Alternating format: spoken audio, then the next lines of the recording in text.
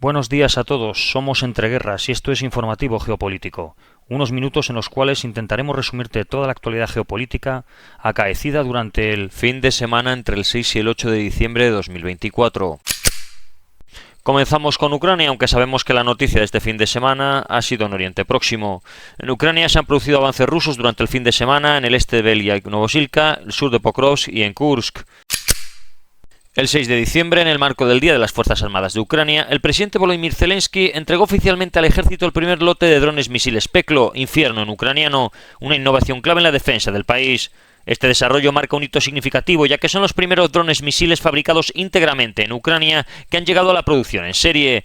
El ministro de Industrias Estratégicas, German Smetanin, declaró que estos drones fueron diseñados desde cero por una empresa ucraniana en un tiempo récord de un año. Además, afirmó que la producción no solo se está en marcha, sino que se está realizando constantes mejoras para ampliar sus capacidades y la lista de objetivos potenciales. Según The Times, los adolescentes ucranianos planean huir mientras Kiev se enfrenta a la presión de llamar a los jóvenes a filas. Estados Unidos y la OTAN parece ser que quieren que el presidente Zelensky reduzca la edad de reclutamiento de 25 años, lo que está incitando a algunos jóvenes a abandonar Ucrania, tal vez para siempre. Jake Sullivan dijo que Ucrania recibiría cientos de miles de proyectiles, miles de misiles y cientos de vehículos blindados a mediados de enero. Posteriormente, el domingo, Estados Unidos comunicó que se anunciará próximamente un nuevo paquete de ayuda militar a Ucrania de 988 millones de dólares. Y el sábado Donald Trump se ha reunido con Macron y Zelensky en París. Zelensky calificó de buena y productiva la reunión con el presidente Trump y el presidente Macron.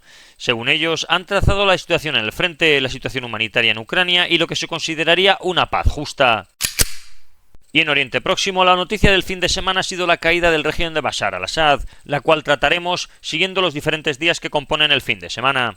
El viernes la situación escaló significativamente, con avances rebeldes en múltiples frentes y un colapso parcial de las fuerzas gubernamentales en regiones clave. En el norte, los rebeldes islamistas apoyados por Turquía tomaron Talbisa y Al-Safarana, acercándose peligrosamente a la ciudad de Homs.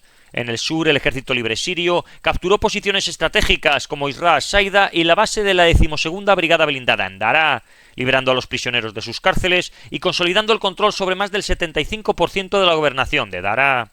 En Suwaida, grupos drusos afiliados al partido Brigada Siria han asaltado instalaciones gubernamentales, declarado movilización general y liberado detenidos. Jordania, alarmada por el caos en Daraa, cerró el cruce de Jaber y reforzó sus fronteras.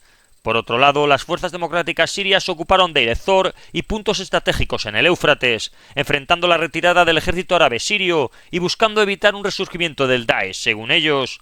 El panorama se complicó con los ataques aéreos intensos de las fuerzas gubernamentales y de las fuerzas rusas contra columnas rebeldes en Homs y Hama, mientras que Turquía pareció haber facilitado las operaciones rebeldes en Alepo, asegurando que la marcha hacia Damasco continuaría. Los líderes del grupo islamista Hayat Tahrir al-Sham hablaron de consolidar un sistema más ordenado en Siria, en un intento de atraer apoyo y legitimidad. Entre tanto, altos diplomáticos de Siria, Irán e Irak se reunieron en Bagdad para abordar la crisis. Por su parte, las fuerzas gubernamentales enfrentaron una crisis de confianza y control territorial, mientras los rebeldes se fortalecían con apoyo extranjero, especialmente de Turquía. El sábado, la situación en Siria vivió un agravamiento notable con importantes derrotas para el régimen de Bashar al-Assad y el avance de los grupos rebeldes y yihadistas. En Homs, los rebeldes lograron capturar la ciudad después de algunos combates, lo que representó un golpe estratégico para las fuerzas árabes sirias, al cortar las rutas entre Damasco y la costa. Las fuerzas del régimen intentaron resistir al norte de la ciudad, pero parece ser que los colapsos en sus líneas de defensa facilitaron la entrada de los insurgentes, quienes celebraron la destrucción de símbolos del régimen, como las estatuas de Hafez al-Assad. Simultáneamente, en el sur del país los rebeldes islamistas consolidaron el control en Daraa y avanzaron hacia localidades de la gobernación de Damasco, capturando Kanaker, Xasa y otros puntos estratégicos. Las deserciones en las fuerzas armadas sirias y el colapso de las fuerzas gubernamentales facilitaron estas operaciones. Mientras tanto, en Quneitra y Suwaida, otros movimientos rebeldes tomaron el control de varias posiciones clave. Mientras el gobierno sirio aseguró haber ejecutado redespliegues estratégicos y manteniendo la narrativa de que las operaciones en Damasco estarían bajo control, aunque los informes de los opositores y medios independientes indicaban que las fuerzas del régimen se estaban retirando de varias localidades cercanas a la capital, como Al-Kiswa y Al-Moidaimie. En paralelo, las fuerzas democráticas sirias intensificaron su presencia en el noreste, en zonas como Deir ez-Zor, liberando prisiones y declarando amnistías para evitar el caos tras los recientes avances rebeldes en la región. Sin embargo, se enfrentaron a ataques intensificados por parte del ejército turco y sus aliados, particularmente en la zona de Manbij. A nivel diplomático, al-Assad parecía estar buscando salidas con el fin de mantener su posición en el poder. Según varios informes, habría intentado contactos directos con Estados Unidos, ofreciendo cortar lazos con Irán y Hezbollah a cambio del apoyo occidental. Además, las tensiones internacionales continuaron con Turquía respaldando abiertamente las ofensivas de los rebeldes, mientras que Rusia e Irán intentaron mantener su influencia en el conflicto. En las redes sociales y medios opositores se informaron de protestas contra el régimen en localidades del sur de Damasco. Los rebeldes afirmaron estar acercándose a la capital y prometían establecer un nuevo orden en Siria. Por otro lado, el presidente turco Recep Tayyip Erdogan declaró que espera una solución pacífica en Siria que garantice la libertad y la seguridad en el país. En este contexto, las líneas de defensa del régimen parecían cada vez más vulnerables, mientras los rebeldes consolidaban su control en varias regiones clave, acercándose a lo que podría ser un enfrentamiento directo por Damasco. En la noche del sábado al domingo y durante el día del domingo, el régimen de Bashar al-Assad en Siria colapsó en una sucesión de eventos muy acelerados. Los rebeldes tomaron la iniciativa con acuerdos que facilitaron la rendición de Damasco, mientras las fuerzas gubernamentales se retiraban estratégicamente de áreas clave, como el aeropuerto internacional y bases militares. En paralelo, líderes opositores liberaron prisioneros y capturaron bastiones como Al-Qusair, debilitando aún más la posición del régimen. La capital se convirtió en el epicentro de enfrentamientos. Varios vídeos mostraron a soldados del ejército árabe sirio despojándose de sus uniformes, mientras otros informes indicaban enfrentamientos cerca del palacio presidencial. Con serias dudas acerca del paradero de Assad, argumentándose que igual había huido a Rusia, se dieron rumores sobre su paradero durante toda la noche. Los rebeldes tomaron el control de la radio y la televisión estatal, declarando oficialmente el fin de la era Assad y estableciendo un nuevo gobierno. En Latakia y Homs, las fuerzas del régimen se retiraron por completo, mientras las milicias chiíes seguían resistiendo en algunos lugares puntuales, como la mezquita de Sayed Zainab en Damasco. La situación se complicó aún más con la entrada en otras zonas de grupos proturcos como el Ejército Nacional Sirio o los islamistas de Hayat Tahrir al-Sham, quienes avanzaron hacia Deir ez-Zor desafiando a las fuerzas democráticas sirias, respaldadas por Estados Unidos. Esto derivaría en bombardeos aéreos de la coalición contra posiciones de Hayat Tahrir al-Sham y otros actores similares. En paralelo, Turquía ha intensificado sus ataques aéreos y de artillería, apoyando a las fuerzas nacionales sirias, buscando asegurar el control de Manbij. Sin embargo, las fuerzas democráticas sirias resistieron, manteniendo el control parcial de la ciudad y reforzando otras áreas clave como Raqqa y Qamishli. La tensión entre los grupos kurdos y las fuerzas respaldadas por Turquía no hace más que reflejar el frágil equilibrio del poder en la zona. Por otro lado, Rusia, que hasta entonces había apoyado al régimen, ha anunciado la retirada completa de sus tropas, que han abandonado las bases estratégicas de Tartus y Kemeimin. Esto marca una pérdida significativa para su influencia en el Mediterráneo, perdiendo lo que ellos llaman puertos calientes. La situación en Siria se torna más compleja, con múltiples facciones luchando por el control de territorios estratégicos, mientras los restos del régimen están intentando huir o rendirse. Este desenlace deja al país sumido en la incertidumbre, con un panorama de continuas luchas internas y tensiones internacionales que van a afectar por completo la dinámica política interna de Siria.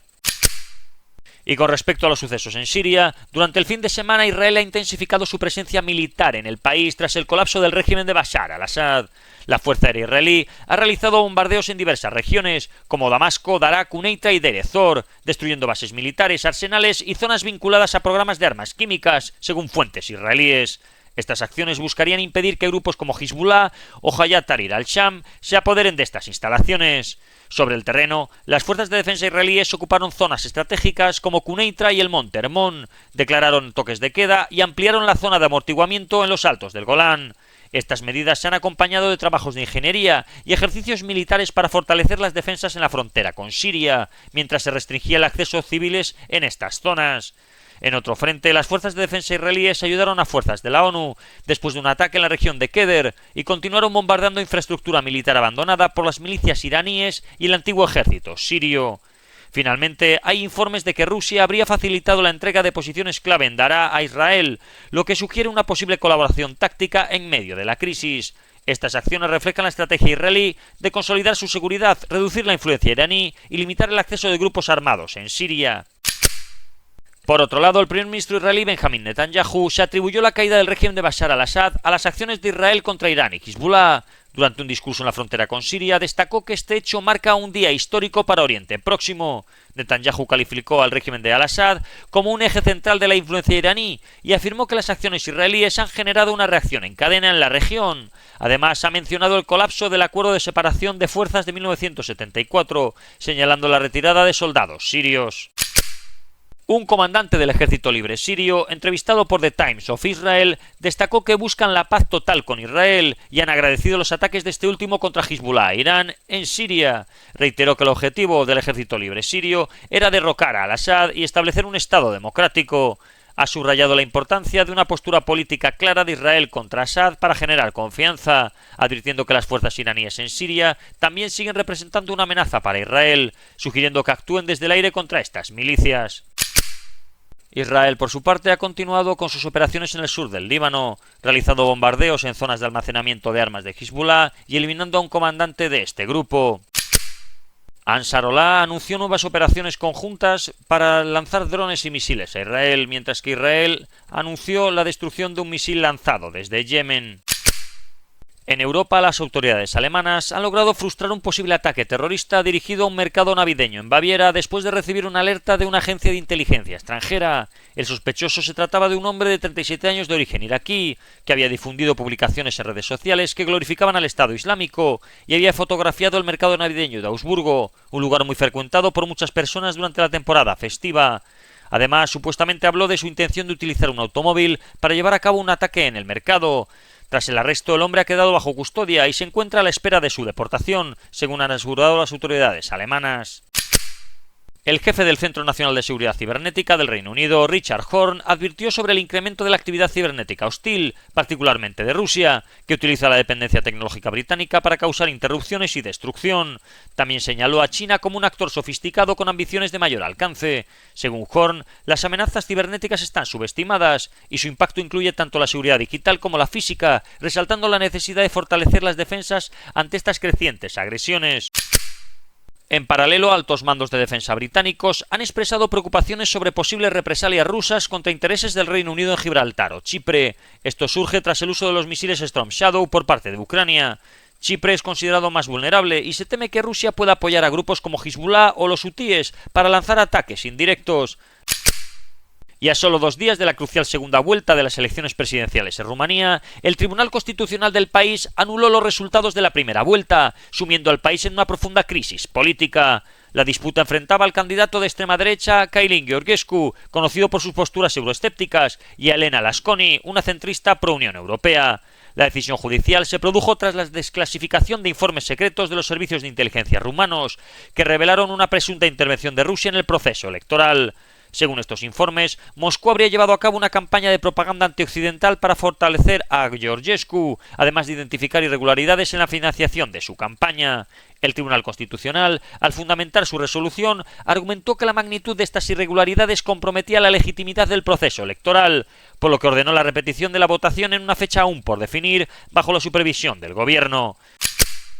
El gobierno de la autoproclamada República de Kosovo ha acusado a Serbia de sabotear un oleoducto esencial que suministra agua y electricidad al norte del país, habitado por serbios étnicos. También se especula sobre una posible conexión rusa, vinculando al presidente Vladimir Putin en un supuesto intento de fomentar el caos en los Balcanes para influir en Occidente. Ivana Stratner, de la Fundación para la Defensa de las Democracias, destacó que Serbia utiliza esta crisis para fortalecer su posición con las potencias occidentales. Las tensiones en la región se mantienen en aumento. El presidente de Ucrania, Volodymyr Zelensky, sostuvo un encuentro con la presidenta de Georgia, Salomé Zurabishvili, en el que expresaron un mutuo respaldo en momentos de desafíos políticos en la región. Zelensky reafirmó el apoyo de Ucrania al pueblo georgiano, destacando su lucha por un futuro digno y la importancia de respetar su voluntad. Además, lanzó críticas hacia el gobierno liderado por Bidzina Ivanishvili, acusándolo de acercar al país al control de Rusia bajo la influencia de Vladimir Putin. Por su parte, Zurabishvili, conocida por su postura proeuropea, discutió con Zelensky sobre las dificultades que enfrentan los georgianos residentes en el extranjero para ejercer su derecho a voto. La presidenta también expresó su agradecimiento a Ucrania por imponer sanciones a funcionarios clave del partido gobernante Sueño Georgiano, medida que considera un respaldo a la democracia del país. Zelensky ha subrayado la importancia de Georgia para Ucrania y ha asegurado que su nación continuará trabajando para movilizar el apoyo de socios internacionales como los Estados Unidos o la Unión Europea. El ministro de Asuntos Exteriores ruso, Sergei Lavrov, destacó en una entrevista transmitida el jueves la intención detrás del uso de un misil hipersónico en el conflicto en Ucrania. Según Lavrov, la acción buscó enviar un claro mensaje a Occidente, en particular a Estados Unidos y sus aliados, subrayando que Moscú está dispuesto a recurrir a cualquier medio necesario para evitar lo que denomina una derrota estratégica de Rusia. Además, advirtió sobre el riesgo de subestimar las líneas rojas de Rusia, calificando como un error muy grave la percepción de que estas líneas son inexistentes o de que se desplazan constantemente. Lavrov subrayó que Moscú considera estas acciones como fundamentales para su seguridad, y dejando claro que cualquier intento de cruzarlas podría tener consecuencias muy graves. En África, la Fuerza Aérea de Nigeria ha fortalecido su flota con la adquisición de 12 aviones Alpha Jets de segunda mano provenientes de Francia. La operación de compra fue gestionada a través de Sofema, una empresa militar y aeronáutica francesa, según confirmó Olusegun Dada, asistente especial del presidente Bola Tinubu, a través de redes sociales. La noticia fue informada inicialmente por The Cable, subrayando la importancia de esta actualización militar en la estrategia de defensa del país.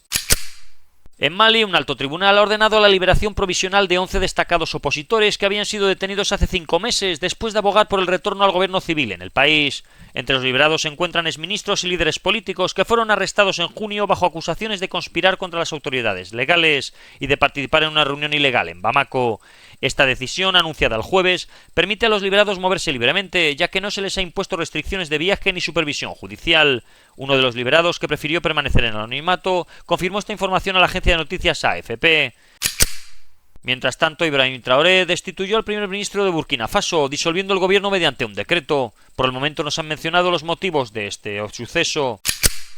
Y esto ha sido todo por hoy. Si queréis profundizar en las noticias que hemos comentado, leer alguna de ellas o visualizar diferentes vídeos de actualidad, os recordamos que estamos en la aplicación Telegram, con nombre de usuario @entre_guerras. Que tengan un buen día y recuerden el main.